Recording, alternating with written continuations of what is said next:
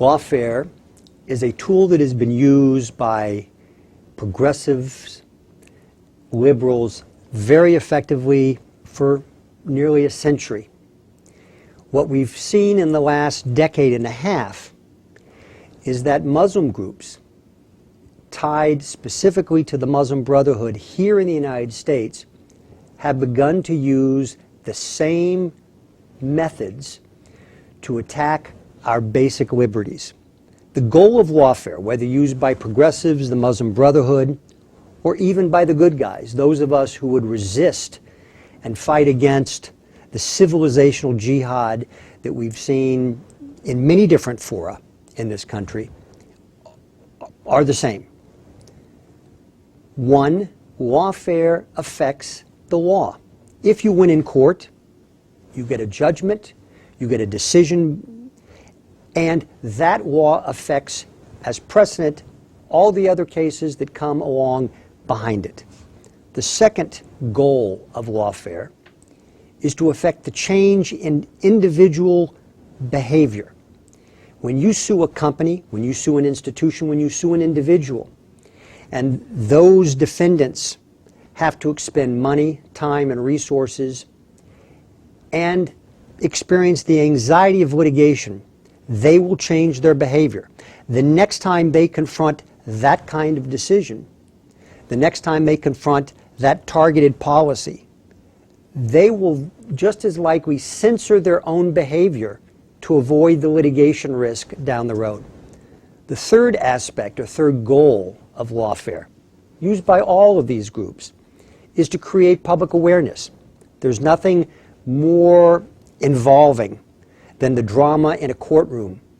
Two sides pitted against each other, the media gravitates to it, the public begins to discuss it, and you affect policy discourse through the drama of litigation.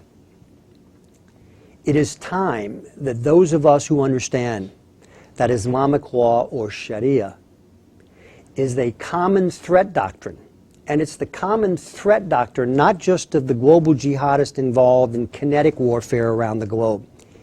It is also that motivating force that creates the civilizational jihad here in the United States by the Muslim Brotherhood groups, notably the Council on American Islamic Relations, or CAIR. For example, CAIR is proficient at suing any individual who criticizes any of their organizations, the Muslim Brotherhood organizations, Islam or Sharia as the motivating force behind jihad. Any researcher who publishes, writes about the connections between certain Muslim Brotherhood agents operating in and around government will be sued for defamation. Now, oftentimes these lawsuits are ultimately dismissed, but the fact is the effect of that litigation, of that lawfare, is to impose a self-censorship by the researcher, by the writer, by the publisher, who seeks to connect the dots among the Muslim Brotherhood agents and groups that affect civilizational jihad in this country. Those of us at the American Freedom Law Center, Robert Muse, my colleague who co-founded the organization, and here at the Center for Security Policy, where I serve as General Counsel, understand the importance of offering both a defense to those who resist this civilizational jihad, either as researchers, as public pundits, as politicians, but also the requirement to create an offensive arm to lawfare. It's not simply enough to defend those who defend the Constitution.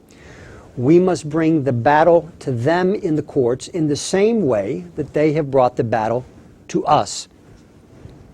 One of the important aspects of offensive lawfare in the defense of our liberties is to begin to assess how we apply various aspects of litigation to affect policy change in this area, to drive an awareness of the Muslim Brotherhood, to drive the awareness of Sharia as the common threat doctrine.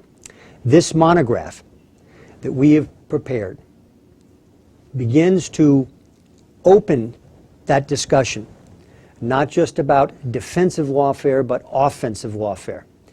And we hope that it assists litigators and policymakers to understand that this is an arena that we must enter into, because if we don't, the vacuum will simply allow the bad guys to step in and control the battle space.